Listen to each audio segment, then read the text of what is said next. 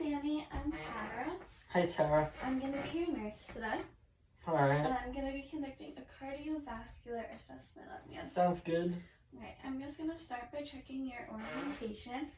So can you just state your name and date of birth for me? I'm Daniel Ippolito, and I was born on July 15th, 2002. Okay, can you tell me what season we're in right now? We are in spring. Okay, and can you tell me where we are? We're in your room. Okay, good. So patient is alert and oriented times 3. And before I start the assessment, I'm just going to ask you a couple of initial questions. So do you know if you have a family history of heart disease or high blood pressure? No, I do not. Okay, are you a smoker? I'm not a smoker. Okay, do you exercise regularly? I exercise 5 days a week for 20 minutes each. Awesome. Do you ever experience any shortness of breath? Nope. Okay, and do you ever experience any chest pain or discomfort in that area? Okay, awesome. So the first part of the cardiovascular assessment is inspection. The purpose of inspection is to assess the anterior chest for any pulsations. We're looking to make sure it's symmetric, and we're looking for any heaves or drifts. So before I begin, I'm going to wash my hands and put on my gloves. So I'm mostly looking at our 5 landmarks, which we have our aortic valve, which is on the right of the sternal border.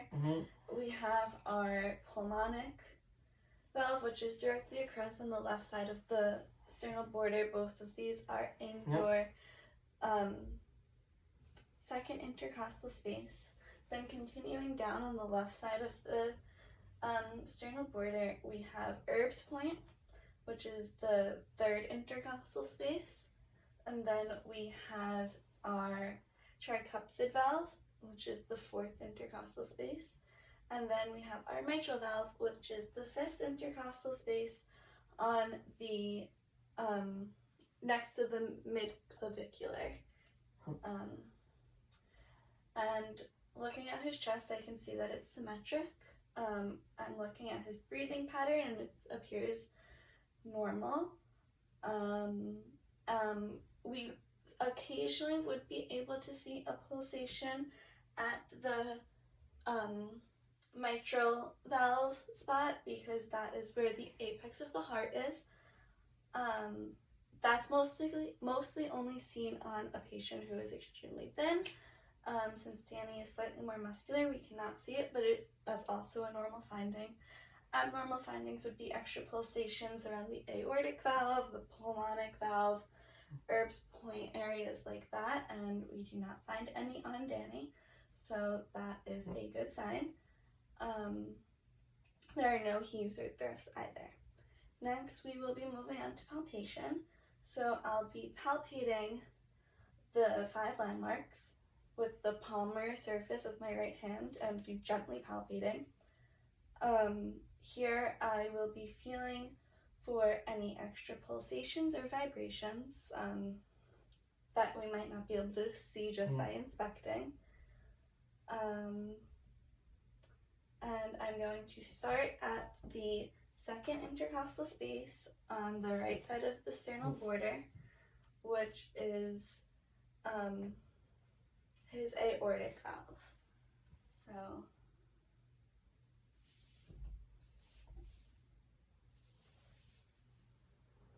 and then moving directly across to the left of the sternal border, we are feeling the pulmonic valve. Moving down to the 3rd intercostal space, left of the sternal border, we're feeling Erb's point. Moving down to the 4th intercostal space, we are feeling the tricuspid valve. Moving to the 5th intercostal space, to the mid-clavicular line, we are feeling for the mitral valve. Here we are also feeling for the apical pulse. Sorry, move over. No, you're not yet. And with the apical pulse, we are feeling, we are noting the amplitude and the rhythm. And then we're moving on to auscultation. The first thing I'm going to be auscultating is to make sure that the apical pulse is synchronized with either the carotid pulse or the radial pulse. For my sake, I'm going to be doing the carotid pulse. So Danny, I'm going to be using the diaphragm of my stethoscope to auscultate this. We're making sure that the rhythm is normal. A normal finding is 60 to 100 beats per minute in an adult. And we also are just making sure that the beats are synchronized. So Danny, for this part, I'm going to have you turn slightly on the left side of your body. Okay.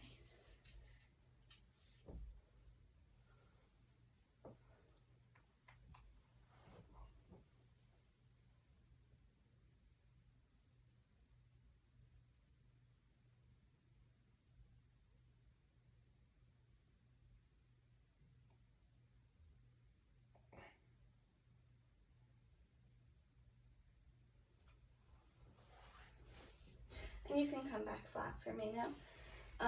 So his apical pulse and his carotid pulse were synchronized with each other, which was a good finding. When we're assessing this, the carotid pulse should pulse like right in between the S1 and the S2 sound of the apical heart sound. And they should be at the same beat. So we found that, so that was a normal finding. And now moving on to the rest of auscultation, we will be auscultating the 5 landmarks. When auscultating, we are listening for any murmurs, any extra heart sounds, an S3 sound, which is an extra heartbeat after S2. If we hear this, that is a sign of CHF. We are also listening for S4. Hearing that would be a sign of hypertrophy of the left ventricle. And murmurs would be a sign of an increased blood turbulence. So I'm going to start at the aortic valve, which is on the right side of the sternal border in the second intercostal space.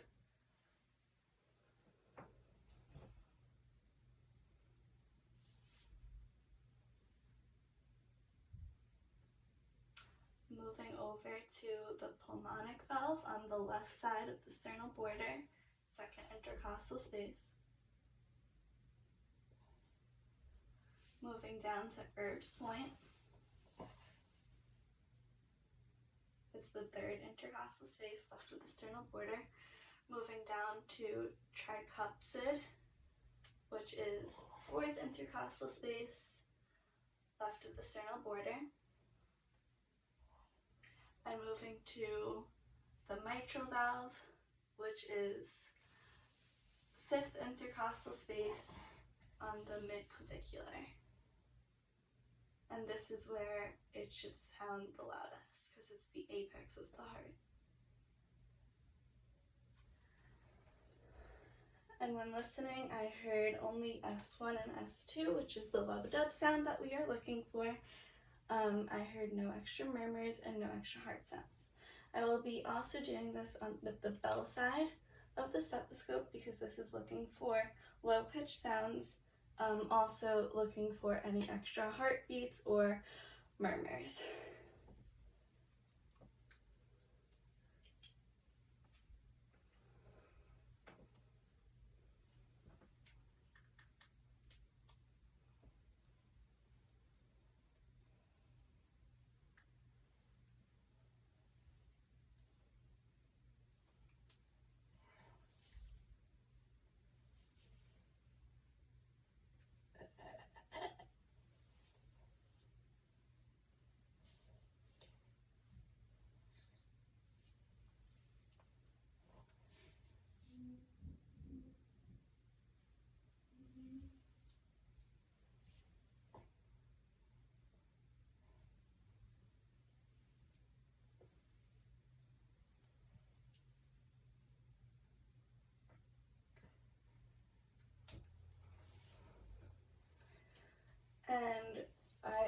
heard the S1 and S2 sound in Danny.